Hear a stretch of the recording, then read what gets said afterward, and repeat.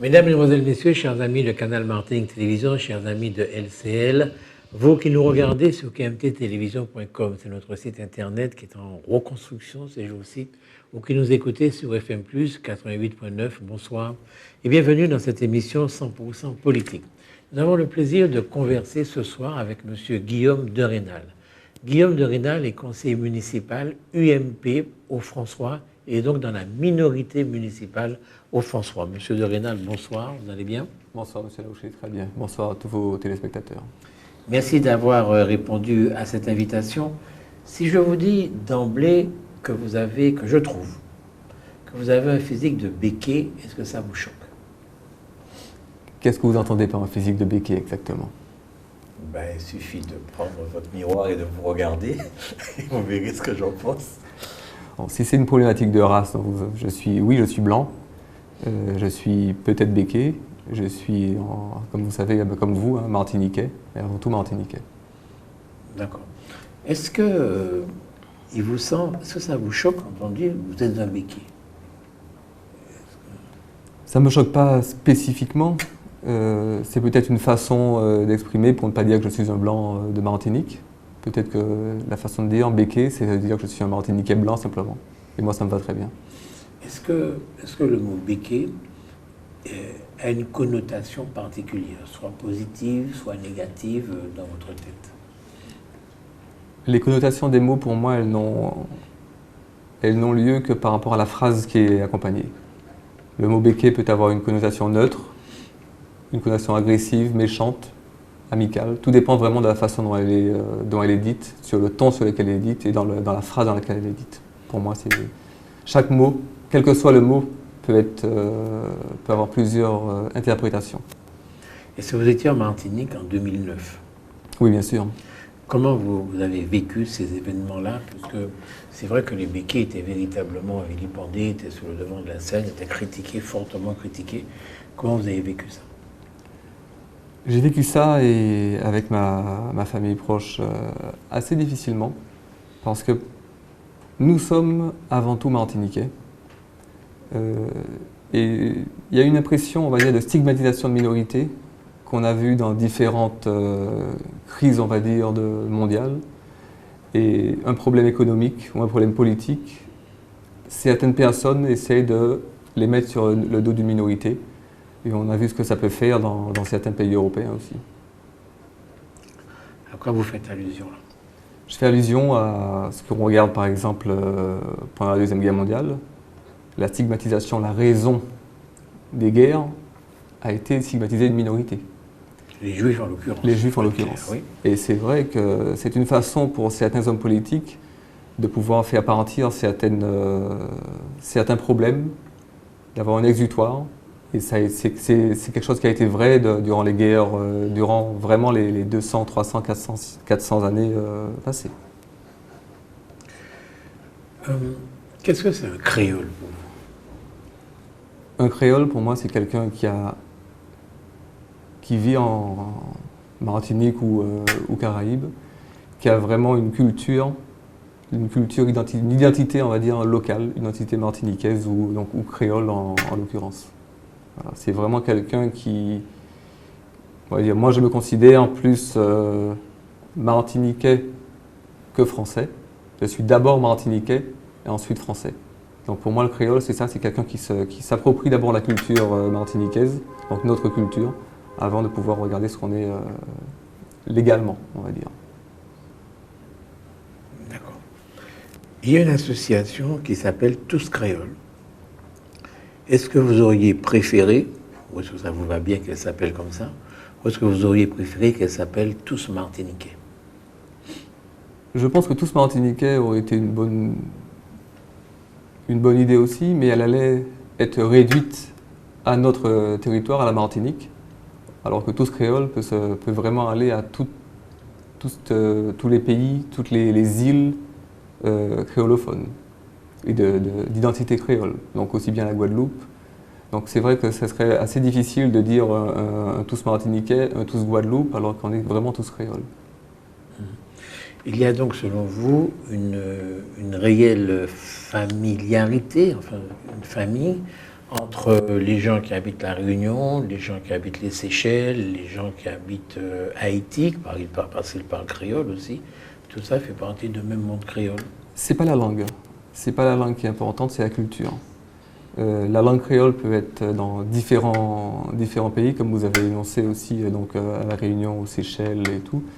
Mais c'est vrai que la culture créole, c'est la culture qui doit nous rapprocher et non pas la langue ou le langage. C'est vraiment une façon, une identité vraiment qu'on a, nous.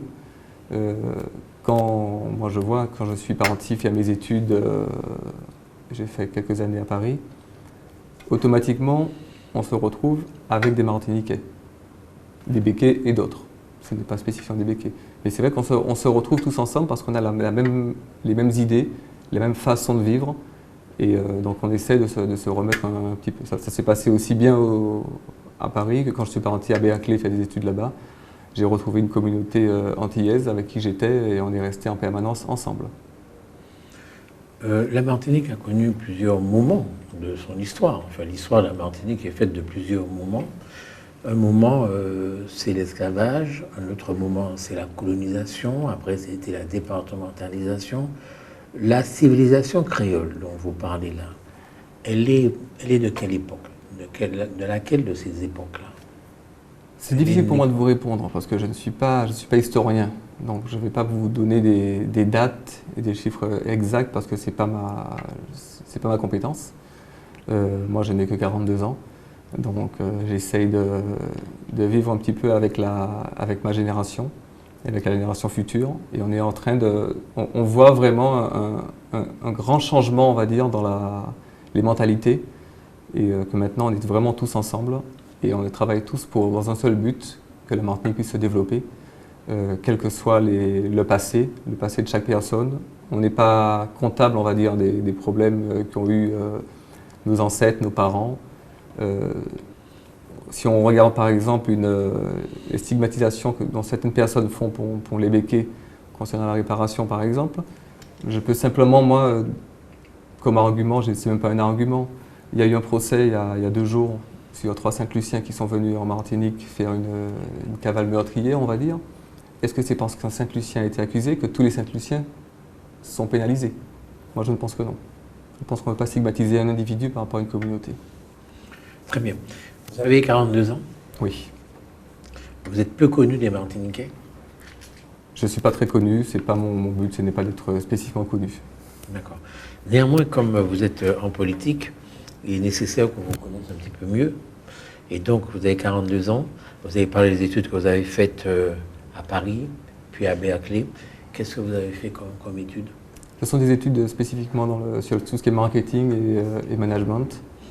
Donc, c'est uniquement des études commerciales, on va dire. D'accord. Vous êtes marié? Oui, marié avec 3 charmants enfants. D'accord. Est-ce que votre femme est béquée? Non. Elle est d'où? Elle est métropolitaine. D'accord, vous l'avez rencontrée en France? Non, je l'ai rencontrée ici. Très bien. Et vous faites quoi comme métier? Je m'occupe de 2 entreprises en Martinique, Mer et Sport, qui est à la zone de la Jambette, et un magasin plus nautique qui se trouve au Marin, sous la capitainerie. D'accord. Vous êtes propriétaire de ces 2 entreprises? Avec ma mère, oui. Parce que c'était à mon père qui est décédé en 2009. D'accord, vous avez pris la succession. Exactement. Comment marchent vos entreprises? Assez difficilement depuis 2009. Depuis 2009, ça a été assez dur. Il y a eu 2 choses qui ont pénalisé un petit peu l'activité, ou même la gestion interne de l'entreprise. C'est la grève qui a posé des soucis à beaucoup d'entreprises et le décès de mon père qui a eu lieu dans les mois qui suivaient la fin de la grève.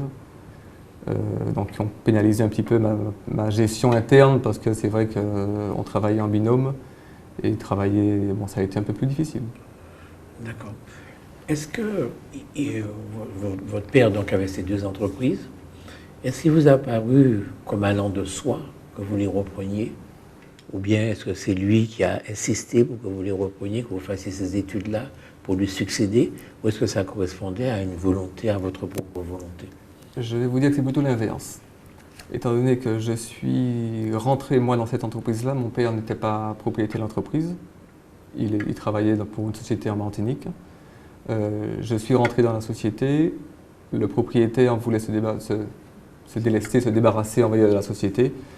Et mon père, à cette période-là, m'a demandé est-ce que ça m'intéressait de pouvoir de travailler avec lui. Et donc, tout naturellement, pour moi, c'était très intéressant de travailler avec mon père. Ce que beaucoup de personnes n'acceptent pas ou n'apprécient pas.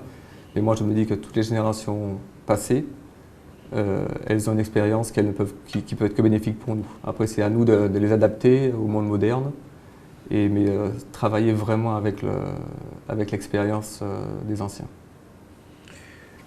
Est-ce que vous concevez que le monde, votre monde, le monde béquet, a des spécificités?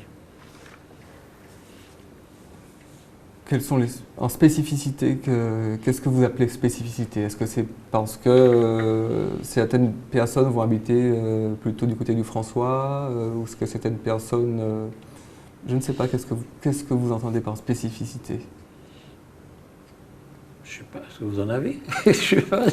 Non, les seules spécificités que je peux vous dire, qu'est-ce qu'on a de différent, c'est peut-être qu'on est blanc, et je ne vois pas d'autres spécificités qu'on ait par rapport à tous les autres Martiniquais.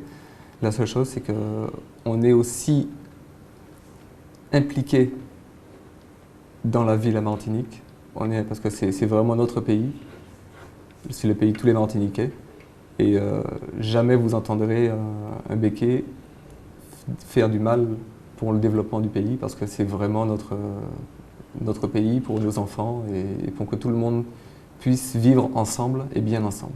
Vous habitez où? J'habite à Frégate. C'est pas loin du Cap-Est, ça. C'est pas loin du Cap-Est, oui, mais j'habite aussi, mes deux voisins, on va dire, c'est Madame Léotin, que vous devez connaître pas très loin, et Madame Taudiard de la mairie François, qui a aussi un terrain juste à côté du mien. D'accord. Donc, voilà.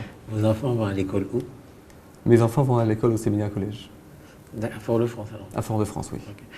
Okay.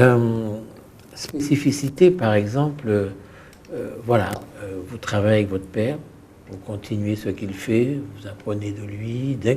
On dit que le monde béquet est comme ça, que le monde béquet fait en sorte que les enfants puissent reprendre ce que fait le père, et puis on continue, ça dure des années, et on dit que peut-être les afro-descendants, les Martiniquais qui ne sont pas béquets, ont moins cette spécificité-là, moins cette tradition-là. Est-ce qu'on se trompe quand on dit ça? Je ne peux pas parler au nom des afro-descendants, mais moi je pense, moi en tant que béquet, c'est vrai qu'on m'a toujours inculqué un respect des aînés. Et donc on est là, ils sont là pour nous apprendre. Donc naturellement, on est là pour les suivre, pour écouter ce qu'ils disent. Et donc c'est une continuité parce que nous avons un respect pour eux, un respect qui nous permet d'écouter, d'entendre, et de pas seulement de dire que parce que c'est un père, on n'écoute pas ce qu'il dit et ça ne nous regarde pas. Donc je parle de la transmission des biens, la transmission des entreprises, la transmission du patrimoine et tout ça. On dit que les béquets se débrouillent mieux que les autres. Pas spécifiquement. Il y a de gros groupes martiniquais béquets qui ont fermé, qui ont été en faillite. Les enfants se sont relevés comme ils pouvaient pour pouvoir retravailler. Moi, c'est vrai que mon père m'a laissé une entreprise en 2009 qui est en très mauvaise structure financière par rapport à la crise. Donc il m'a laissé plutôt des dettes qu'autre chose. Donc c'est à moi d'essayer de travailler avec et de pouvoir faire au contraire, me battre pour que son idée qu'il avait de l'entreprise, je puisse la faire vivre. Depuis 2009, on est en difficulté. On est en 2014, j'arrive à faire tenir l'entreprise uniquement par respect pour lui et pour lui montrer qu'on peut faire exactement ses souhaits. Voilà. Depuis le début de cet entretien, je n'arrête pas de vous rappeler que vous êtes béquet. Est-ce que ça vous gêne ou est-ce que vous préférez que j'oublie que vous êtes béquet? Je pense qu'un jour ou l'autre, il faudra oublier et me parler comme à n'importe quel Martiniquais. Mais dans vos propos, je ne vois pas, ce ne sont pas des propos agressifs ou négatifs, donc je ne vois pas pourquoi je ne les accepterai pas. Bien. Lorsque on a l'impression en Martinique que l'économie, ce sont les béquets, la culture et la politique, ce sont les autres.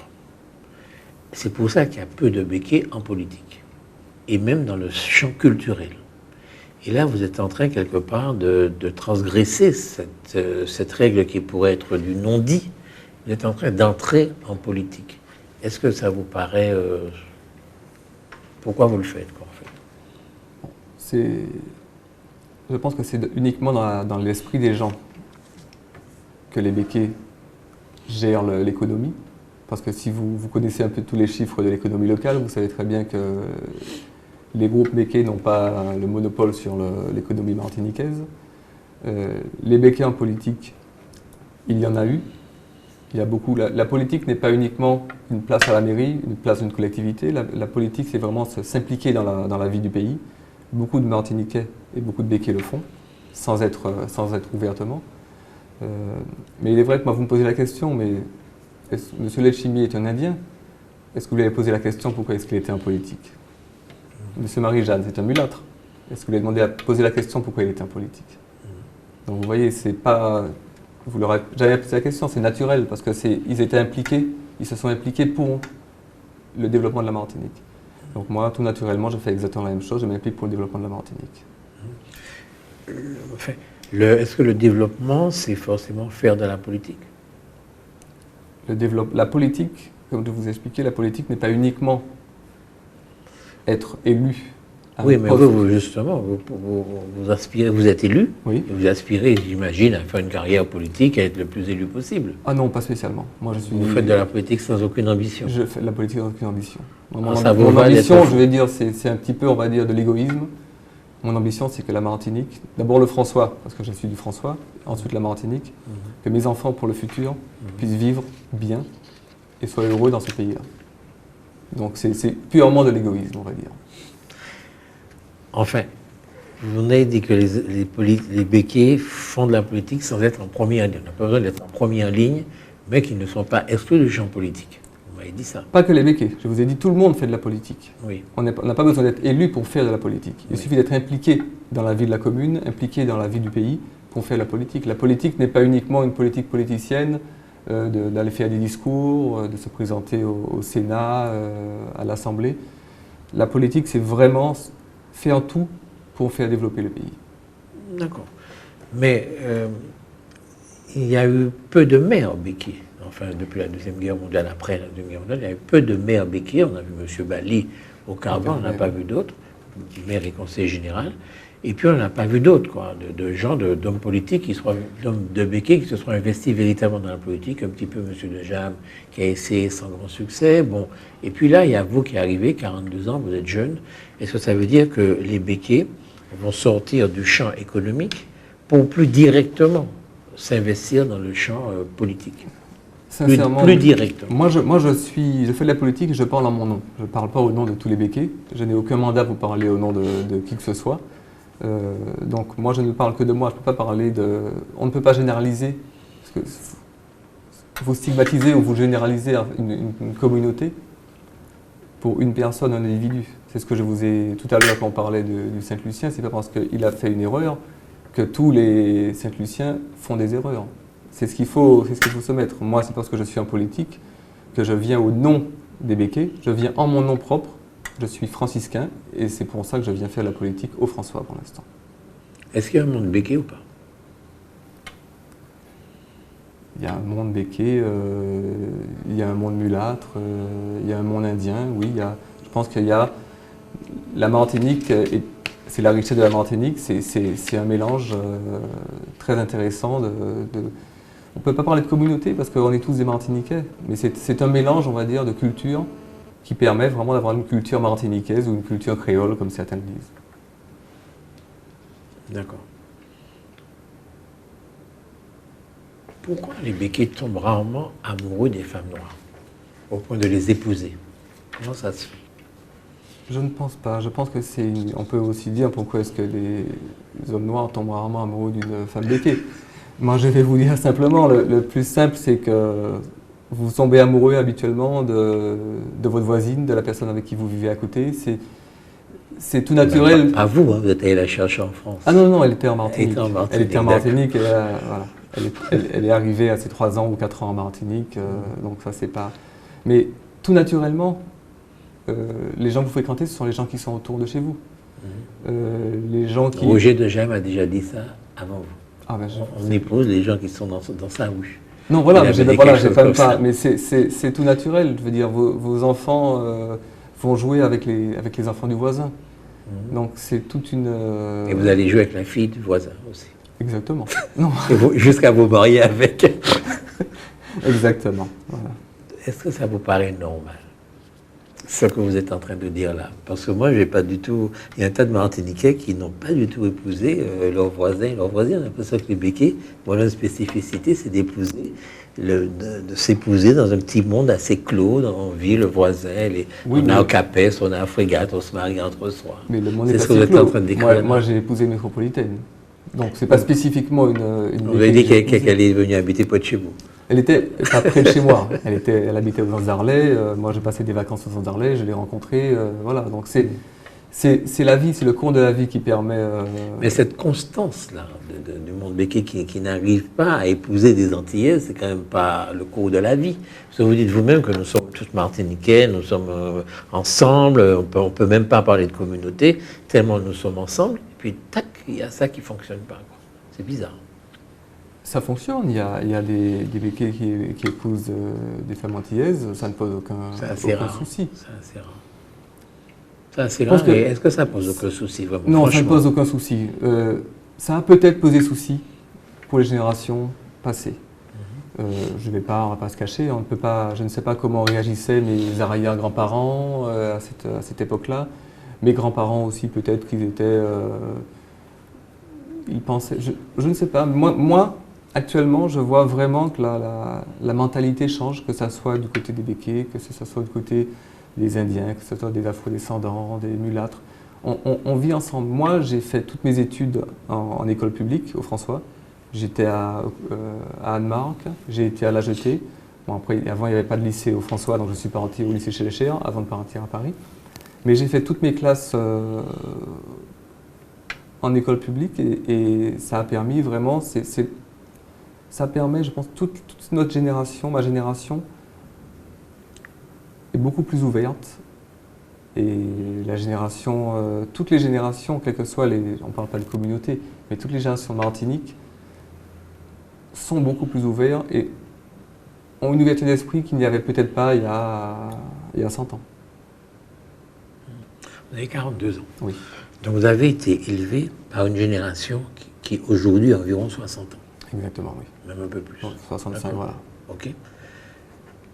Que vous le vouliez ou non, il y a des principes d'éducation qu'on véhicule à ses enfants, aux gens qu'on élève. Et quand on a 65 ans, il me semble, si on écoute par exemple dans le fameux film Les derniers maîtres de la Martinique, etc., on a l'impression d'une certaine façon d'être et de penser, exprimée par M. Delucy, exprimée par M. de Rênal, etc., un autre. On a l'impression d'une façon de penser dans laquelle vous avez forcément baigné, puisque c'est eux qui vous ont élevé. Alors, il ne vous en reste rien, vous avez tout oublié, vous êtes... Non, au contraire, ils ne nous ont pas élevés dans cette façon-là. Ah bon. Non. Non, je pense qu'il y a peut-être des mauvaises interprétations de certaines phrases ou de certains mots.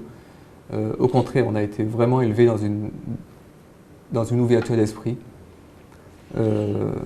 Si mes parents étaient vraiment, pensaient vraiment comme vous le dites, j'allais pas être en école publique au François. J'allais pas. Non, mais il faut parler clairement. Oui, c'est je vous vrai écoute. que voilà. Moi, mes enfants, par exemple, ils sont pour une raison toute simple, ils sont au séminaire collège et pas en école publique. Parce qu'ils étaient dans l'école Anne-Marc au moment du tremblement de terre, au François. Et ils étaient petits, on avait déplacé l'école, mais on a déplacé l'école en fait au collège La Jetée, au lycée La Jetée. Et ça me gênait de mettre des enfants de leur âge avec des enfants, avec des lycéens, parce qu'ils avaient 8 ans ou 7 ans à cette époque-là. Donc c'est uniquement pour cette raison-là que je les ai mis au séminaire collège. Et ce n'est pas... Donc, pour moi, vraiment... Est-ce que vous êtes arrivé quand vous aviez 15 ans, 16 ans, 17 ans, c'est-à-dire que vous avez commencé à flirter, tout simplement. Est-ce que vous arrivez de sortir avec des femmes noires, des jeunes filles noires, des adolescentes noires, et de les emmener tout naturellement aux fêtes auxquelles vous alliez, aux anniversaires de vos amis, etc. J'étais quelqu'un d'assez réservé, assez timide, donc je n'amenais aucune fille, que ça soit Blanche ou noire. Blanche ou noire, même avec mes parents, la première qu'ils ont vue, c'était pour les fiançailles. Et au fait aussi, voilà. La première qu'ils ont vue. La première qu'ils ont vue, c'était pour mes fiançailles, exactement, voilà. D'accord. Donc votre femme. Ma femme, exactement. Avant ça, ils n'ont connu aucune de vos femmes. Non, aucune. Donc, vous en avez eu quand même. J'en ai eu j'en ai eu quelques-unes, mais c'est vrai que je ne suis pas... Mon caractère n'est pas... Je ne fais pas du show-off ou de montrer. On est bien avec quelqu'un, on reste avec cette personne-là. Les béquets ont eu la réputation, le monde béquet a eu la réputation pendant longtemps d'être un des principaux financeurs, si j'ose dire, du RPR à l'époque, avec Jacques Chirac, Bernard Ponce, etc. Et ça, c'est avéré. On dit même qu'il payait le siège du RPR à Paris. C'était de l'argent qui venait d'ici. Bien. Monsieur Bali était un homme de droite. Vous êtes un homme de droite. Comment expliquez-vous que les béquets qui font un peu de politique ou qui s'expriment soient toujours de droite? Comment ça se fait? On n'est pas... Je ne peux pas vous expliquer la raison. Je pense que ce sont des raisons... Le béquet, on vient de famille de travailleurs. Nos parents nous ont appris justement à gérer les entreprises. On apprend d'eux, on suit leur apprentissage. Et donc pour nous, la valeur essentielle, on va dire, pour un pays, c'est le travail. Et c'est vrai qu'on regarde certains gouvernements, plutôt on va dire les socialistes, la valeur, ce sont les aides et ce n'est pas le travail. Il faut inciter les gens à pouvoir travailler, lui donner une possibilité de travail à tout le monde. Donc naturellement, on est peut-être de droite comme vous dites, mais ce n'est pas vraiment spécifiquement de droite. Je veux dire, en Martinique, est-ce que la droite, on est de droite, mais on est aussi pour un développement endogène de la Martinique. Ce qu'on veut, c'est, on va dire, une autonomie de droite aussi en Martinique. On n'est pas tous pour...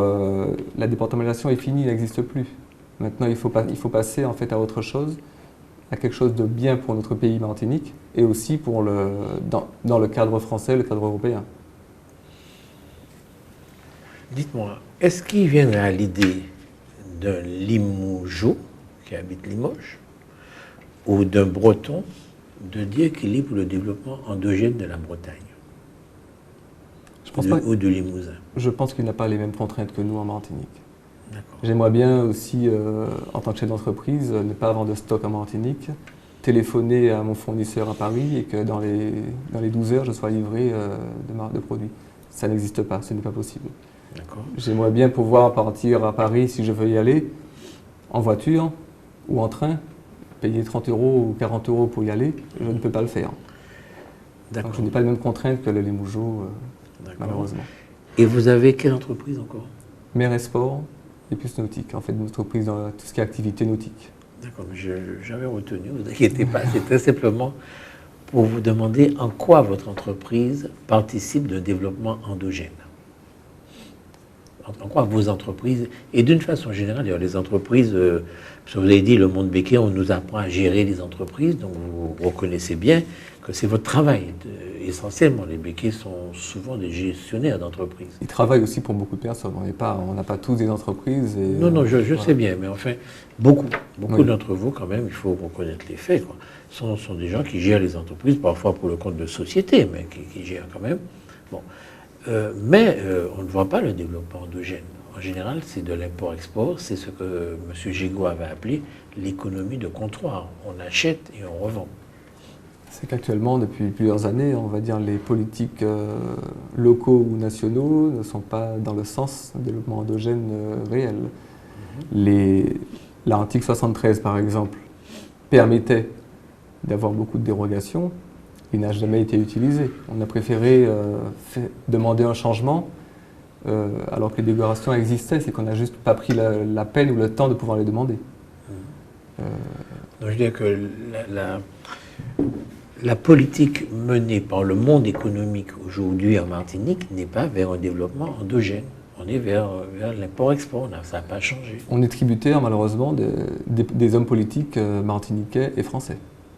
C'est pour ça qu'il faut pouvoir changer la politique martiniquaise pour aller vraiment dans un développement endogène. Ce n'est pas uniquement les politiques qui doivent décider, c'est toute la Martinique ensemble, politique, économique. Il faut que tout le monde puisse travailler dans le même sens pour pouvoir avancer en Martinique. Et ne pas faire certains idéologues, on va dire, actuels martiniquais ont tendance à stigmatiser cette population béquée. Et même pas que la béquée, parce qu'ils stigmatisent aussi toute la population dans l'entreprise. Dans le monde de l'entreprise, vous avez des gros groupes chinois, vous avez des gros groupes mulâtres, vous avez des gros groupes métropolitains. Il n'y a pas que des groupes béquets. Et les béquets ont une petite part seulement. Donc c'est tout le monde dans l'entreprise qui doit travailler avec les politiques. Et pour ça, il faut que les politiques soient ouverts, ils soient à l'écoute des besoins pour le développement endogène de la Martinique, que ce soit le développement touristique, le développement économique. Il faut qu'on puisse aussi faire venir des touristes. Il faut qu'on ait la possibilité, parce qu'un touriste, plutôt que de venir, on parlait des Seychelles ou Sainte-Lucie par exemple à côté, il faut qu'il puisse venir en Martinique. Mais qu'est-ce qu'on lui propose pour ça? D'accord. Vous avez raison, les béquets ne sont pas les seuls dans l'économie. Il y a des Chinois, il y a des mulâtres, il y a des nègres, il y a tout le monde. Néanmoins, vous êtes 3000 sur 400 000 Martiniquais. Et c'est vrai que la place, que les 3000, proportionnellement, la place que vous tenez est très très importante par rapport aux autres, parce que vous êtes beaucoup moins nombreux que les autres. Je veux dire que si 350 000 Martiniquais ont un chiffre d'affaires de 1 milliard, et que vous êtes 3000, que vous avez un chiffre d'affaires de 500 millions seulement, proportionnellement, vous êtes quand même très important, parce que vous êtes tellement peu nombreux par rapport aux autres. C'est pour ça qu'on a l'impression que vous tenez l'économie. C'est parce que, étant un petit nombre, vous arrivez quand même à vous situer parmi les plus grosses fortunes, parmi ceux qui géraient le plus de choses. C'est un fait. Il n'y en a pas beaucoup parmi les plus grosses fortunes. Mais bon, c'est vrai que ce qu'on disait au début, c'est que c'est le respect de nos aînés, le respect de ce qu'ils nous ont appris, nous permettent et nous obligent, on va dire, à garder l'entreprise. Moi, par exemple, j'aurais pu, dès 2009, me dire, bon, j'arrête avec l'entreprise. C'est pas rentable, je vais travailler pour quelqu'un. Ça serait plus intéressant pour moi de travailler pour quelqu'un que de faire tenir une entreprise non rentable. Et d'essayer de la faire vivre pour qu'elle devienne rentable rapidement. Mais c'est uniquement le respect que j'avais pour mon père qui me fait me battre pour l'entreprise. Autrement, j'aurais pu aussi arrêter et travailler pour quelqu'un, donc je n'aurais pas eu d'entreprise. Vous avez combien d'employés? On est 5 employés. 5 employés, sur les 2 entreprises. Oui. Bien. J'ai bien compris ce que vous avez dit. Je suis de droite parce que ma valeur essentielle, c'est le travail et non pas l'assistanat, aider les gens. J'ai besoin que les gens... Aider les gens, il faut aider les gens, mais ce n'est pas de l'assistanat. On peut les aider sans les assister. D'accord. C'est pas la même chose. Alors, pratiquement, ça donne quoi? Vous êtes de droite, vous prenez le pouvoir, comment vous faites? Les gens qui sont aidés, comment vous faites la différence entre l'assistanat et les gens qu'il faut aider? Il faut déjà donner une possibilité à l'économie de se relever. Donc il faut absolument permettre, plutôt que de faire quelques réductions de charges par exemple, peuvent augmenter le salaire net des employés. Plutôt que ce soit l'entreprise qui en bénéficie, il peut y avoir un balancier entre l'entreprise et le salarié. Cette rémunération supplémentaire permettra d'accroître le chiffre d'affaires global sur la Martinique et donc de faire des emplois, c'est vraiment un cercle vertueux, excusez-moi, pas vicieux au contraire, un cercle vertueux. Mais il faut vraiment, c'est pas quelque chose qui peut se faire du jour au lendemain. Il faut vraiment réussir à modifier un petit peu les mauvaises valeurs, qu'on a appris malheureusement des Français. Parce que les Français ont tendance, eux, à être dans l'assistanat. Le peuple martiniquais n'est pas le peuple d'assisté, mais il devient uniquement en prenant exemple sur la France. Il faut qu'il arrête de prendre exemple sur cette partie de la France. Ok. À ce moment-là de notre interview, je vais vous faire de la peine. Excusez-moi. Allez-y. Pour vous dire que nul n'est plus assisté dans ce pays-là que le monde béquet. Nul n'est plus assisté dans ce pays-là que le monde béquet. Parce qu'en effet, une des plus grosses productions managées quelque part par Éric de Lucexas, c'est la banane. Elle est complètement subventionnée, complètement assistée, et par l'Europe et par la France. En ce qui concerne les grandes surfaces... Pouvez-vous me dire le pourcentage de personnes de béquets qui détiennent ou qui vivent de la banane par rapport à toute la population qui travaille et qui vit de la banane en Martinique? Pour voir si c'est vraiment le monde béquet qui vit des subventions de la banane. On dit qu'il y a 8000 personnes dans la banane, mais en réalité, il y a 4000 personnes. Parce qu'on a beaucoup, à mon avis, 4000, 5000 personnes, on a beaucoup liquidé des gens dans ces dernières années-là. Bon. Et c'est vrai que la banane, c'est toute une chaîne. Ce n'est pas seulement dans la plantation, il y a déjà beaucoup de plantations béquets ou de plantations qui existent, mais il y a aussi les cartons pour mettre machin, c'est les béquets qui dominent ça, il y a le plastique, il y a les pesticides, il y a tout.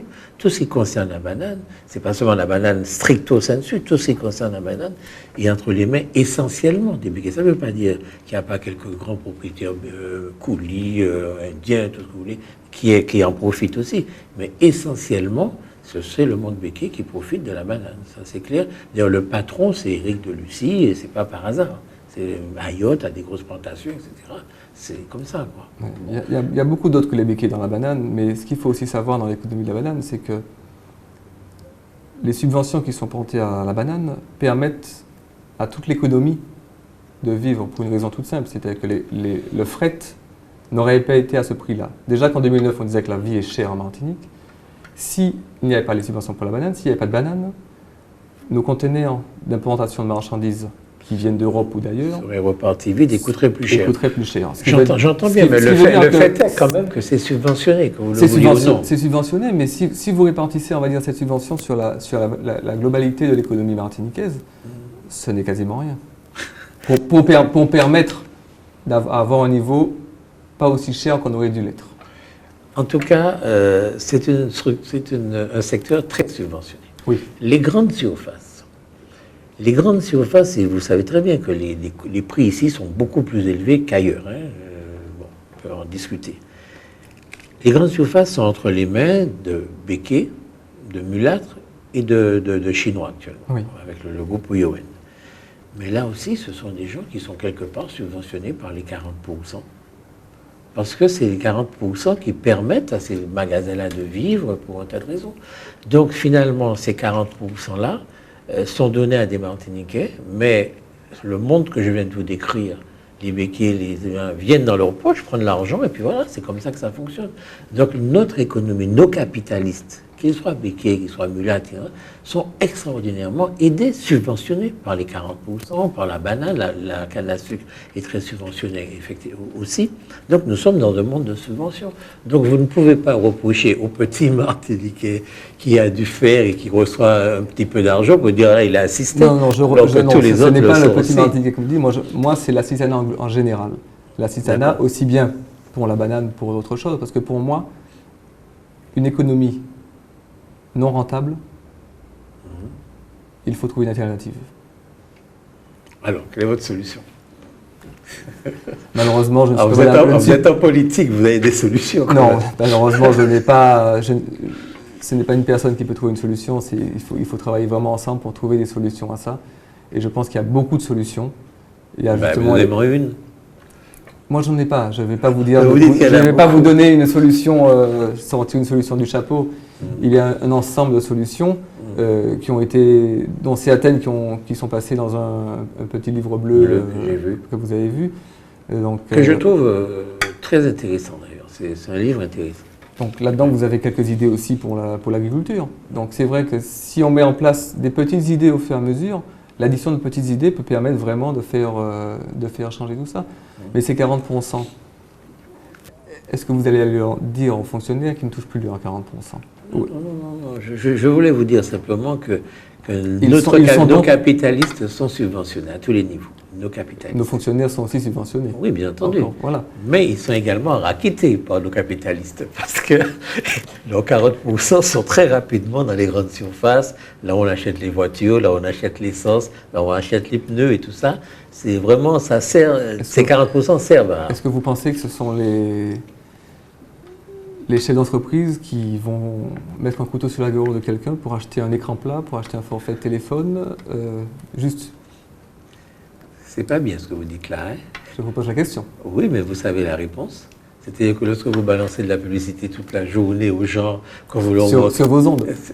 Y compris sur nos ondes, mais beaucoup Donc moins c'est grâce à vous que c'est grâce à eux que votre télé peut réussir à vivre aussi. Là, vous avez tout faux, parce que nous vous vendons très très peu de publicité. Vous avez vraiment, vous seriez en face de Ghana TV ou de Martinique Première, peut-être, mais en ce qui nous concerne, très très peu de publicité. C'est aussi grâce aux chefs d'entreprise et aux entreprises que le grand public peut avoir accès à l'information, parce qu'ils subventionnent, comme vous dites, un peu les télés.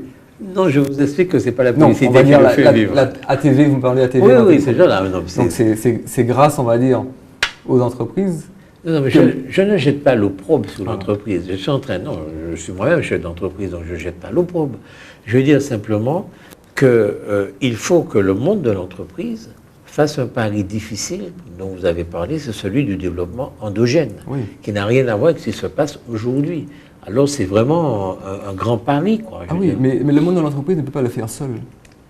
Il faut un accompagnement politique. Il faut que les deux aillent dans le même sens. Oui. Il ne faut pas que certains hommes politiques stigmatisent justement les chefs d'entreprise. Il faut pouvoir, au contraire, leur ouvrir la porte, travailler sur les idées, comme a fait M. Letchimy, M. Couzol avec le livre bleu, justement. Oui. Il faut pouvoir avancer là-dedans tous ensemble. Attendez, honnêtement, la région actuelle me paraît particulièrement proche du monde de l'entreprise, non? Elle est là, elle aide. Elle a compris qu'il faut aider, mais elle n'a pas vraiment toutes les... Elle a encore des idéaux qui ne sont pas des idéaux à 200% pour un développement tous ensemble de la Martinique. Il y a beaucoup de membres de la majorité actuelle qui stigmatisent les béquets à longueur de journée, sur vos ondes par exemple. Pas M. Chauvet. Simplement, il est quand même de la majorité actuelle. Oui. Mais il n'y a que M. Chauvet, dont on sait qu'il est plutôt un électron libre qu'un membre de la majorité actuelle. Mais je vous parle de M. Letchimy, c'est beaucoup rapproché du groupe Ayotte, avec le Cobaril, tout ça. On ne sent pas de... Mais même l'ancienne majorité, M. Marie-Jeanne, n'a jamais entendu M. Marie-Jeanne dire un propos négatif sur les béquets. Non, il n'y a pas de propos négatifs. Certains leaders de parti ont compris qu'ils ont besoin de travailler et qu'il faut travailler avec tout le monde pour la Martinique.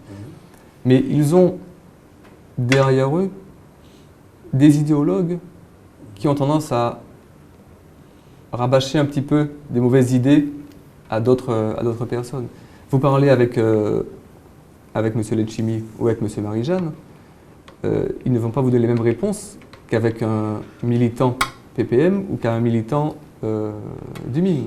Les réponses vont être totalement différentes. Ils ont une posture, on va dire, médiatique qu'ils sont obligés de tenir. Et ils ont une posture économique. En fait, il y a vraiment deux postures. Et le problème, c'est que il faut que les discours de ces hommes politiques soient les mêmes, quelle que soit la personne qu'ils ont en face d'eux. Il faut vraiment pouvoir, s'il dit à un chef d'entreprise, on a besoin de l'entreprise pour avancer, il faut qu'il aille dire à un militant PPM, on a besoin des entreprises pour avancer. Et non pas dire, c'est à cause des chefs d'entreprise, à cause des entreprises, que la vie est chère. Il y a vraiment, je pense qu'il faut avoir un discours global et un discours identique, quelle que soit la personne à qui vous parlez. Non, franchement, je suis... Attendez, il y a un discours idéologue, c'est vrai quand on parle de réparation, de ces choses-là. Mais tous les Martiniquais au pouvoir aujourd'hui croient dans l'entreprise. On met l'entreprise au centre de leurs préoccupations. Ils donnent de l'argent aux jeunes pour créer leur propre entreprise. Ils ne stigmatisent pas du tout l'entreprise. Ils ne sont pas en train de se dire « je suis communiste ou socialiste, il faut une économie d'État, c'est l'État qui doit diriger tout ». Au contraire, ils essaient de faire tout ce qu'ils peuvent pour l'entreprise. Et il me semble, et vous me direz si je me trompe, que les entreprises aujourd'hui sont surtout soucieuses de gagner de l'argent, quel que soit le moyen. Vous-même, je suis sûr que si pour gagner de l'argent, vous devez employer 2 personnes, vous n'allez pas en employer 5 pour le seul plaisir de réduire le chômage, honnêtement, si vous êtes chef d'entreprise. Le but de l'entreprise, c'est un développement. Ce n'est pas une stagnation. Est-ce que c'est de gagner de l'argent? Gagner de l'argent passe automatiquement par un développement de l'entreprise. Si vous gardez une entreprise avec une personne, avec un chiffre d'affaires de 100, vous n'allez pas gagner plus que ce qu'elle peut gagner. Si vous voulez gagner plus d'argent, qu'est-ce que vous devez faire? Vous devez faire développer votre entreprise, qui automatiquement, dans ces cas-là, il faut des embauches supplémentaires pour avoir en contrepartie un chiffre d'affaires et des résultats non, différents. c'est pas automatique. Vous pouvez avoir du matériel, des ordinateurs, des choses. C'est pas toujours, ça c'est plutôt, il y a peut-être certaines activités de service qui peuvent se permettre ça, mais dans le commerce, c'est quasiment impossible. Comment vous pouvez expliquer que ce pays ne se développe pas de façon harmonieuse? Est-ce que vous avez, vous, chefs d'entreprise, qui menez l'économie, vous dites que ce n'est pas les béquiers, mais enfin, ils sont très présents quand même dans l'économie, et puis il y en a d'autres. Comment expliquer que vous n'arrivez pas à faire que ce pays se développe plus harmonieusement? Vous êtes en train de me dire c'est de la faute des politiques. Donc vous n'avez aucune responsabilité là-dedans. Il y a des responsabilités de part et d'autre. Il y a des responsabilités de tout le monde, aussi bien les chefs d'entreprise. Je veux dire, c'est comme dans une population globale, on va dire, pour parler vulgairement, il y a des cons et il y a les autres. Aussi bien chez les chefs d'entreprise, aussi bien chez les béquets, aussi bien chez les politiques. Donc après, les générations maintenant travaillent ensemble.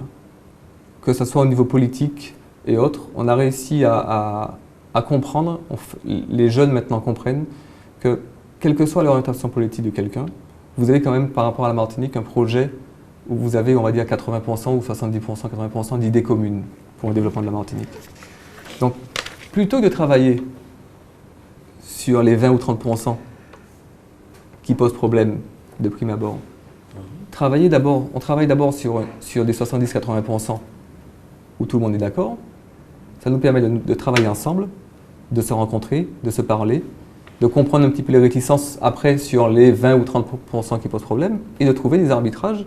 Et je pense que si tout le monde travaille ensemble comme ça, la Martinique peut avancer. Regardez certains pays, pas encore pays on va dire, la Nouvelle-Calédonie par exemple. Toutes les lois, tout est voté à l'unanimité. Alors qu'il y a plusieurs partis politiques. Ils votent à l'unanimité pour des projets pour la Martinique. La Nouvelle-Calédonie. Ils vont pas poser un problème qu'on a en Martinique. Le problème qu'il y a, c'est qu'on a deux partis, on va dire, je ne vais pas dire antagonistes, mais qui sont pas toujours d'accord. Oui, on peut dire antagonistes. Voilà. Mais certaines décisions de l'un ou de l'autre, on va dire, l'un ou l'autre va voter non uniquement parce que l'autre a voté oui. D'accord. Il n'y a pas des votes, il n'y a pas un consensus pour un développement du pays. Et ça c'est uniquement par rapport à une ancienne génération de politiques, à des anciens légaux, à des personnalités.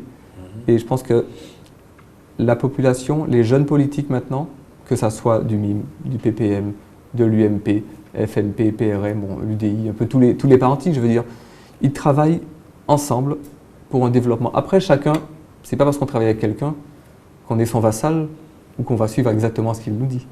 Mais au moins, on travaille sur des idées communes pour pouvoir faire développer le pays. Et après, chacun va un petit peu dans son sens pour la finalité des trucs. Mais au moins, une décision qui est bonne pour la Martinique, on ne va pas voter contre. Nous, avec Karine Mousseau, à la mairie du François, on a déjà voté très souvent oui pour certains conseils municipaux, parce que le projet est proposé est bon pour la commune. Pourquoi est-ce qu'on va voter non? Uniquement parce qu'on est dans l'opposition? Ce n'est pas notre façon de travailler. D'accord. En tout cas, il n'existe pas de pays où les gens soient tous d'accord. Là, vous êtes en train de demander aux Martiniquais d'être des surhommes, ça n'existe pas. Vous pouvez considérer que ceci est bien pour la Martinique, et moi je considère que ce n'est pas bien pour la Martinique. C'est ça le débat. À ce niveau-là, il n'y a aucun problème. Si vous pensez vraiment que l'idée n'est pas bonne pour la Martinique, mais vous n'allez pas voter contre uniquement parce que vous êtes un membre de l'opposition. Non, mais c'est clair. Voilà. Et actuellement, c'est quasiment ce qui s'est passé maintenant, ce qui s'est passé par la mandature précédente. C'est beaucoup de problèmes comme ça qui ont limité l'avancée possible de la Martinique. Est-ce que vous êtes, M. Delénal, favorable à la diversification des cultures dans l'agriculture? Ah oui. Oui. Elle est bonne pour plusieurs solutions. Elle est bonne déjà pour les terres, parce que le fait de planter toujours les mêmes... Je ne suis pas un agriculteur, je parle un petit peu par rapport aux informations que je lis, que j'entends, où je me renseigne. Les terres ont besoin d'avoir des changements de culture. Donc de faire des monocultures n'est jamais bon pour la terre. On est obligé de mettre de l'engrais pour pouvoir faire un développement après. Mais en faisant des changements de culture, la terre se revigore et permet en fait à la culture d'après de pouvoir revivre. Il faut aussi une diversité pour essayer d'avoir une autosuffisance, chose qui ne sera jamais possible parce que le Martiniquais mange des pommes de terre. Vous allez lui dire, mais non, on n'en produit pas en Martinique, mangez autre chose. Donc il n'y a pas de possibilité d'avoir une autosuffisance. Donc il faut, c'est pas, on fait quand même des frites de fruits à pain, on peut faire d'autres choses, mais certaines personnes ne vont pas vouloir manger 100% de produits locaux.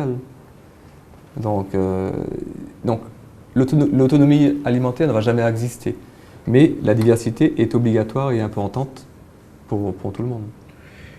Est-ce que si vous étiez à la tête de structure martiniquaise, vous avez le pouvoir, est-ce que vous feriez en sorte que les Martiniquais puissent manger au maximum ce qu'ils produisent eux-mêmes? Étant bien entendu que ce ne sera jamais à 100%.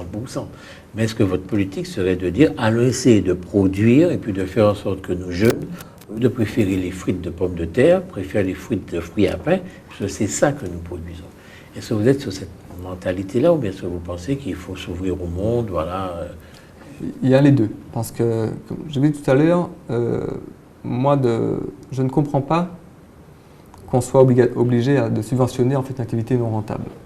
Ce qui veut dire que s'il y a des cultures rentables à faire en Martinique, qui ne vont pas coûter de l'argent aux contribuables martiniquais, dans ces cas-là, pourquoi pas ne pas la faire? Mais si vous produisez, on va dire, regardez les ignames par exemple. Les ignames du Loiret, elles sont peut-être pas aussi bonnes que celles de Martinique, malheureusement. Heureusement. Heureusement aussi, je veux dire. Mais c'est très difficile par rapport à la topographie de la Martinique de pouvoir produire au même coût que celle de France. Ce qui veut dire qu'il faut aussi que le citoyen, que le contribuable puisse être gagnant dans l'affaire. On ne va pas le forcer à manger un produit local s'il coûte 2 fois plus cher. Il faut réussir à trouver en fait des produits qui peuvent toucher, qui peuvent rester dans un prix assez concurrentiel. Il peut être un peu plus cher. C'est pas trop gênant. S'il est un peu plus cher, il va y avoir après il y a l'octroi de mer qui va permettre de compenser. On va trouver une solution. Mais vous n'allez pas doubler le prix d'un produit. Le Martiniquais ne va jamais l'acheter. Il aura raison. D'accord. Justement, je vais vous poser cette question. Si vous êtes tous partisans de l'octroi de mer, du métier de l'octroi de mer. Ah, l'octroi de mer est obligatoire. Moi, je suis actuellement à la mairie du François, dans l'opposition peut-être, mais sans octroi de mer, qui paye les employés municipaux? Est-ce qu'en France, les employés municipaux sont payés? Sont payés? Oui. Est-ce qu'ils ont l'octroi de mer? Non. Bon alors, le problème. Il y a peut-être moins d'employés municipaux. Non, ça veut dire qu'il faut donner aux Martiniquais des dotations telles que même sans octroi de mer, aux communes martiniquaises, des dotations d'État telles qu'elles puissent payer leur personnel en se passant de l'octroi de mer. Parce qu'à cause de l'octroi de mer, le produit que vous vendez dans votre boutique, dans votre entreprise, est forcément plus cher. Ce qui fait que vous le vendez moins, non? Oui, je le vends moins. Donc moi, je suis pénalisé. Le Martiniquais est légèrement pénalisé. Mais c'est un Là, vous êtes légèrement... Vous faites en sorte que... On arrive à... Malheureusement, on n'a pas les mêmes marges qu'en France. On aurait pu... Si on avait les mêmes marges qu'en France... Vous avez moins de marge ici? On a moins de marge ici. Parce qu'on est pénalisé par le stock. Et donc, il y a moins de marge ici, malheureusement. Donc ça... On était sous l'octroi de mer? Oui. Donc l'octroi de mer, c'est aussi, on va dire, un impôt transparent, un impôt invisible. Donc, l'État actuellement n'a pas d'argent. Donc, qui est-ce qui allait payer cet impôt-là? Le Martiniquais? Ben, il le paye. C'est parce que je le paye quand je vais acheter quelque chose chez vous. Oui. Je le paye. Parce que vous répercutez cet octroi de mer et ça participe du renchérissement de la vie. Ça participe au renchérissement de la vie, mais s'il n'y avait pas l'octroi de mer, il y allait avoir un autre impôt pour pouvoir payer les différents... Non, vous êtes pour l'octroi de mer. Moi, je suis pour l'octroi de mer, oui. De l'octroi de mer. Est-ce qu'en Vous voyez, en tant que commerçant, j'aurais dû vous dire je suis contre. Oui. Mais je suis commerçant, je suis aussi à la municipalité du François, je vois aussi les avantages et donc les inconvénients, j'ai les deux, et je vois automatiquement que l'octroi de mer est quand même, on a besoin de l'octroi de mer en Martinique. Est-ce que le problème du transport est un problème qui vous paraît important dans ce pays-là d'une façon générale? Le problème du transport est un gros problème. La région actuelle et l'ancienne ont bien avancé sur le TCSP, qui va être finalisé. Mais le TCSP, est-ce que c'est la panacée? Est-ce que c'est la solution? Il n'y a pas beaucoup d'axes non plus. Le problème n'est pas le transport en Martinique. Le problème est surtout la centralisation des activités sur la conurbation Fort-de-France-Lamentin. C'est ça le problème. Donc toute la population se déplace. Vous avez plus de 100 000 voitures qui viennent chaque jour sur Fort-de-France. Ne serait pas-il bon de pouvoir essayer de trouver une solution pour éclater un petit peu les activités sur le centre, sur le nord Atlantique, sur le nord Caraïbes, dans le sud? Moi je pense qu'il y a aussi cette réflexion à avoir. Malheureusement, la plupart des décideurs sont à Fort-de-France. Et donc automatiquement, ils ne pensent pas, ils pensent vraiment uniquement à maintenant comment faire venir quelqu'un à Fort-de-France. Parce que actuellement l'économie est à Fort-de-France. Mais je pense qu'il faut aussi réfléchir d'une autre façon pour essayer de faire sortir l'économie hors de Fort-de-France et du Lamentin. Est-ce que vous habitez où alors? Au François. D'accord. Vous voyez, je prends beaucoup de temps, mais juste avant, pour le TCSP par exemple, à Carrère, ils sont en train de mettre un parking tampon de 300 places, ou 400 places. Combien de voitures viennent du sud pour rentrer dans Fort-de-France? Est-ce que vous pensez que 300-400 places serviront à quelque chose? D'accord. Voilà. Combien de temps vous prenez pour arriver à Fort-de-France? Aux heures d'embouteillage, une bonne heure et demie. Sinon, je m'arrange pour partir plus tôt. Et donc là, il y a 45 minutes. Voilà. En fait, il faut réussir à... Si vous n'avez pas d'embouteillage du tout, que vous avez une belle route, combien de temps vous prenez, François, à Fort-de-France? 30 minutes. 30 minutes. Voilà. C'est rien du tout? C'est rien. C'est rien du tout. Rien. Autrement dit, la priorité serait de faire en sorte que le trafic soit fluide. Et si le trafic était fluide, cette espèce d'équilibre du territoire dont vous parlez là serait moins importante. Vous parlez comme si nous étions un grand pays, et puis voilà, il y a Marseille là, il y a Paris qui est à 1000 km, etc. Alors que nous sommes très près l'un de l'autre. Il suffit que les routes ou les moyens de transport nous permettent d'aller rapidement. Autrement, nous sommes très près l'un de l'autre. Oui, mais dans ces cas-là, c'est pas uniquement un TCSP qu'il nous faut. Dans ces cas-là, c'est une deuxième ou une troisième route pour accéder à Fort-de-France. Ou bien un train, ou bien d'autres TCSP, j'en sais rien. Mais... Oui, mais... Alors pourquoi vous n'allez pas vers ces solutions? Ah ben moi, je ne peux pas y aller. Je ne suis pas décisionnaire. Non, mais dans votre réflexion, je veux dire. Mais nous sommes une génération où nous avons l'habitude de prendre notre voiture ou de prendre le taxi, d'être, on va dire, maître d'un moyen de locomotion. Quand vous prenez un TCSP pour vous rendre à Fort-de-France, que vous devez aller faire vos achats dans un supermarché, que vous revenez avec 5-6 sacs, c'est pas toujours pratique d'avoir la place dans un TCSP ou dans un train ou avec les produits, qu'il pleuve. Donc je pense qu'il y a quand même une... On a des habitudes. Je ne vais pas dire que ce sont des contraintes. Ce sont des mauvaises habitudes que nous avons. Et est-ce qu'il faut essayer de réussir à faire changer des habitudes à certaines personnes, ou plutôt s'adapter en disant que ces habitudes, en fait, c'est un comportement que nous avons ici et il faut vivre avec, tout simplement.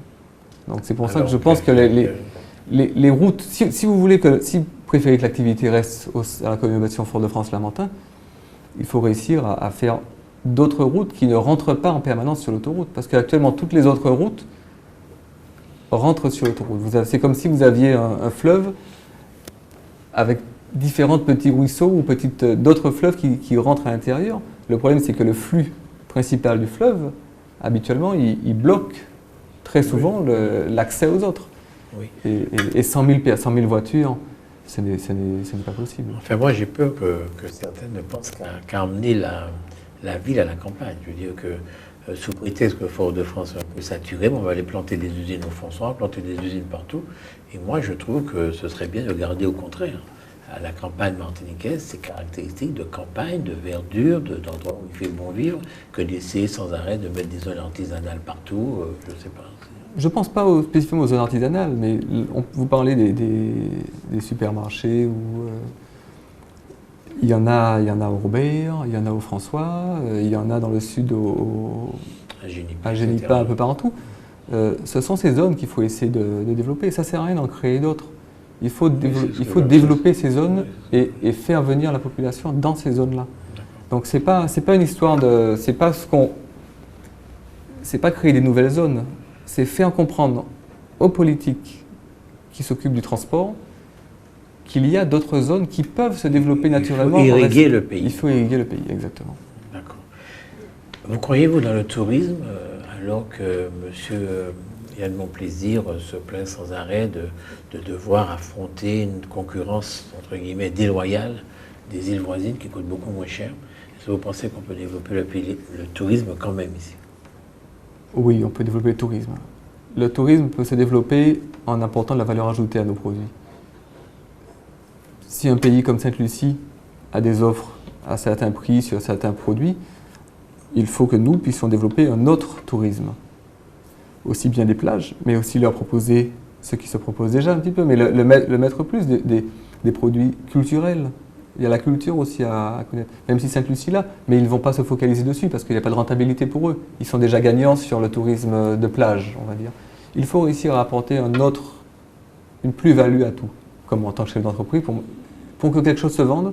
Si l'autre le vend moins cher et que vous n'arrivez pas à le vendre au même prix, vous vous arrangez pour faire une plus-value. Automatiquement, pour apporter quelque chose de plus, il faut un petit dessin supplémentaire, mais il faut quelque chose où le touriste, quand ils viennent, ils se disent « je suis en Martinique, je préfère aller en Martinique à Sainte-Lucie parce que la Martinique m'apporte ça, ça, ça et ça ».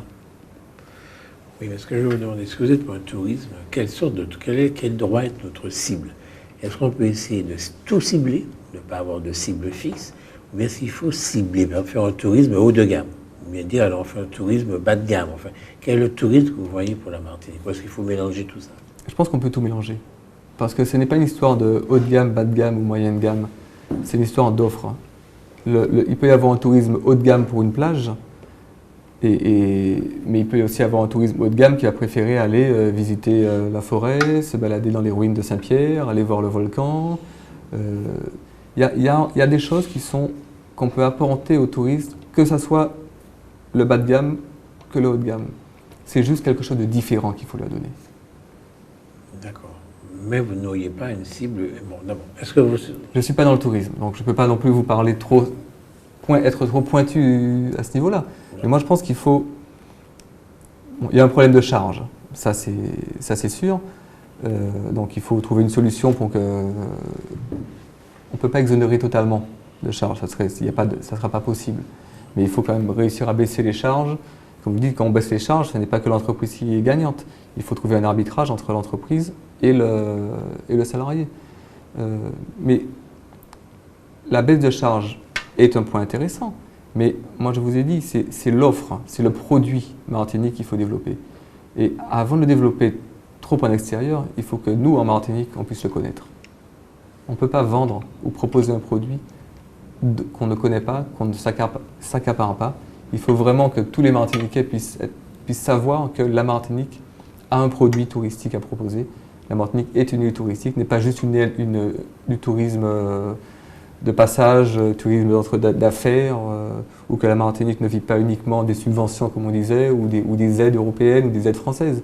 Il faut que le Martiniquais sache, et beaucoup en prennent conscience, que la Martinique est une terre de tourisme, elle peut proposer des choses, elle a des merveilles, il y a des merveilles partout en Martinique. Moi je suis du François, quand on regarde tout ce qu'il y a au François, chaque fois qu'on voit quelque chose, on se dit mais on peut l'exploiter sur le plan touristique. Exactement. Et les hôtels ont des difficultés en Martinique, et pourtant le nombre de touristes ne décroît pas vraiment. On a l'impression que les gens qui allaient à l'hôtel avant vont maintenant dans des gîtes, vont même dans des maisons de particuliers. Est-ce que c'est une voie qu'il faut encourager? C'est-à-dire qu'au lieu de ces grands hôtels, que les gens aillent chez l'habitant, ou dans les gîtes, dans les maisons d'hôtes? Moi, je pense que plutôt des gîtes et des maisons d'hôtes que maisons individuelles, parce que le particulier n'est pas formé pour recevoir le tourisme. On n'est pas formé pour pouvoir faire venir quelqu'un et surtout le faire revenir. Et le faire revenir, pas seul, le faire revenir avec 2 ou 3 personnes. Donc, c'est vrai qu'on a l'impression que le fait d'ouvrir sa maison à un touriste, il est content. Nous, on pense avoir fait un geste pour le tourisme en Martinique, mais on n'a peut-être pas les formations qu'il faut et les termes appropriés pour lui, la connaissance exacte de tout le terroir martiniquais. Je pense qu'il faut vraiment réussir à faire les touristes aller dans des lieux dont les acteurs sont formés, connaissent la Martinique, connaissent la façon de parler aux touristes, de façon à ce qu'ils puissent revenir. Et un touriste qui arrive, il faut qu'il revienne avec 3 personnes, ou qu'il fasse revenir 3 personnes. S'il revient tout seul, l'année d'après, il n'y a pas d'intérêt, je ne vais pas dire qu'il n'y a pas d'intérêt, il n'y a pas d'apport supplémentaire pour notre pays. Voilà. En tout cas, vous êtes entré en politique de façon un peu tonitruante, puisque vous avez commencé par faire démissionner M. Lagrancourt en tenant des propos qui ne lui ont pas plu. Est-ce que vous pensiez que ce que vous avez dit, si vous voulez nous rappeler d'ailleurs ce que vous avez dit, est-ce que vous attendiez une telle réaction? Non, pas du tout. Qu'est-ce que vous avez dit? J'ai mis simplement des faits, j'ai énuméré des faits sur une page Facebook, qui est maintenant un des moyens de communication importants dans le monde. Donc j'ai mis un statut comme plusieurs millions de personnes mettent un statut sur une opinion politique. Je l'ai mis dans lequel j'ai simplement expliqué que je ne comprenais pas le vote de nos secrétaires départementales à l'Espace Sud, sa liste sans étiquette, la non-volonté de faire une union globale avec toutes les forces de droite et du centre. C'est uniquement des faits que j'ai montrés. Je n'ai fait aucune attaque personnelle. Ce n'est pas une question de personne. C'est une question, s'il y a peut-être des raisons pour ces votes-là, mais dans ces cas-là qu'on explique aux militants, qu'on parle. Moi, ce que je voulais simplement, c'est avoir une ouverture et que notre parti puisse voir tous ces militants, expliquer son fonctionnement, écouter les autres idées. La démission, c'est pas du tout ce qui était souhaité. On n'a pas une bataille de personnes, c'est pas une bataille d'ego. Au contraire, si M. Lagrancourt était resté, j'aurais préféré qu'il reste et qu'il convoque tout le monde pour qu'on puisse discuter. Quelles sont les idées que vous n'êtes pas d'accord? Qu'est-ce que vous voulez mettre en place? Est-ce qu'on peut le mettre dans le cadre de l'UMP? Oui, non. Et c'est tout. Ça permettrait de pouvoir avancer. C'est juste qu'il n'y a eu aucune attaque de personne. C'est vraiment, on essaye, la jeune génération, de pouvoir avancer et surtout dans l'objectif qu'on voit la collectivité unique qui s'approche. C'est pas l'UMP tout seul qui peut aller à la bataille. Il faut aller tous ensemble. Et le centre. Le centre. La droite, le centre, oui. D'accord. Oui. Les droites et le centre. Monsieur Lagrancourt avait quelle fonction au sein de l'UMP quand il a démissionné? Il était président du comité départemental. D'accord. Mais vous avez parlé de l'attitude du secrétaire départemental au sein de l'Espace Sud. Oui. Vous faites allusion à qui? Monsieur Fred Thiraud. D'accord. Et puis vous dites tout le temps la jeune génération. Comme si vous opposez cette jeune génération à celle qui est moins jeune. Non, parce que la jeune Mais en génération... même temps, M. Thiraud, c'est la jeune génération. C'est la jeune génération. C'est pour ça qu'il n'y a pas d'attaque uniquement générationnelle. Au contraire, comme je vous ai dit au début, on a un respect pour la génération précédente. On a besoin d'apprendre d'elle. Et pour ça, il faut qu'elle soit ouverte. Il faut qu'elle accepte de nous entendre aussi. Parce que nous, on est prêts, nous sommes des éponges, on va dire. Nous prenons tout ce qu'ils nous disent, et on regarde, est-ce que c'est ce que l'on souhaite? Est-ce que c'est ce que l'on ne souhaite pas? Si ce que l'on ne souhaite pas, nous on sort du parti, ce n'est pas ça le problème. On a besoin juste de pouvoir écouter tout le monde, faire un mix de tout le monde et travailler dans l'union et que tout le monde puisse travailler ensemble. La politique, moi je n'y suis arrivé, je veux dire, comme je vous ai dit tout à l'heure, que par pur égoïsme. Pour mes enfants, pour le futur de la Martinique. Quand je suis arrivé au François, Karine Mousseau a réussi, avec une union, ce qu'a fait Joanne Godot aussi au Lamentin, avec des unions globales de la droite et du centre. On avait à nos meetings des membres des FMP, des membres de l'UDI, des membres du PRM, des membres de l'UMP qui venaient nous voir, nous soutenir. C'est grâce à ça que ça faisait 43 ans que la droite n'avait pas eu de siège au François. On a réussi. Au Lamentin, Joanne Godot a fait la même chose. C'était même pas 43 ans. La droite n'a jamais eu de siège au Lamentin. Moi, ça m'a montré que c'est uniquement ensemble qu'on pouvait gagner. Donc il faut enlever les batailles d'ego, les batailles de personnes. Comme je vous l'ai dit au début, si vous voulez, c'est pas parce que vous êtes derrière quelqu'un qui n'a pas les mêmes opinions que vous êtes son vassal. Vous pouvez faire une liste commune avec le PRM de Mme Maignan, avec les FMP, avec l'UDI, avec le MoDem, avec l'UMP, parce que vous allez être derrière un de ceux-là, que vous allez être obligatoirement un parti à l'intérieur de leur parti. Ce n'est pas vrai. Ce sont des alliances qui sont faites pour le développement de la Martinique. Je vous repose la question parce que je n'ai pas été complètement convaincu par votre réponse. Pourquoi est-ce que les béquets sont toujours à droite? Comme je l'ai dit, les béquets ne sont pas toujours à droite. Les béquets sont à droite parce qu'on nous a appris que le travail, c'est ce qui permet de faire développer un pays. Mais attendez, le Parti progressiste martiniquais avait son journal à un moment, il l'a toujours d'ailleurs. La chance de la Martinique, c'est le travail des Martiniquais. Ce n'est pas une valeur de droite, ça, que le travail soit important. Pourquoi vous êtes toujours à droite? Parce que, est-ce que le PPM actuellement, il est à Paris, il est derrière le Parti socialiste? Oui. Est-ce que c'est une valeur du Parti socialiste? Quoi, le travail? Oui. Oui. Il me semble qu'on appelle tout le monde à travailler. Non, le problème qu'il y a, c'est que certaines idées du PPM peuvent être bonnes. Certaines idées du BIM peuvent être bonnes. Mais après, c'est en globalité, comme je dis, c'est des idéologues qui ne sont pas d'accord. Et moi, je suis pour une autonomie de droite en Martinique. Parce que l'autonomie de droite, je vous explique pourquoi. Je ne suis pas, quand je vois on a besoin d'autonomie dans un cadre européen, un cadre français. Mais je ne vais jamais me mettre derrière François Hollande qui nous fait détruire notre pays. Donc jamais je ne pourrais faire une autonomie, moi, avec le PPM, qui lui soutient François Hollande. Donc c'est uniquement pour ça. C'est quoi une autonomie de droite? Une autonomie de droite, c'est des pouvoirs de décision locales. Ça, c'est toutes les autonomies, de droite ou de gauche. Et de droite, ça veut dire quoi? Qui met l'appui sur le travail et non pas sur les aides à ne pas travailler. Bon, alors très clairement, vous êtes contre le RMI, contre le RSA, etc. C'est Non. ça que vous êtes en train de Non. dire? Il y a des gens qui en ont besoin. Oui. Il faut que l'économie, il faut que le pays, Martinique ou la France, réussissent à développer le pays, développer l'économie, pour que ces personnes-là n'en ont plus besoin. Il faut que quoi réussisse, j'ai pas compris. Il faut réussir à faire développer Non, l'économie. vous avez dit la France, il faut que... Il faut que le pays Martinique ou que la France, parce qu'on Enfin, parle à l'échelle Martinique ou à l'échelle de France, je veux dire, parce que le RMI et le RSA sont dans sur les deux zones.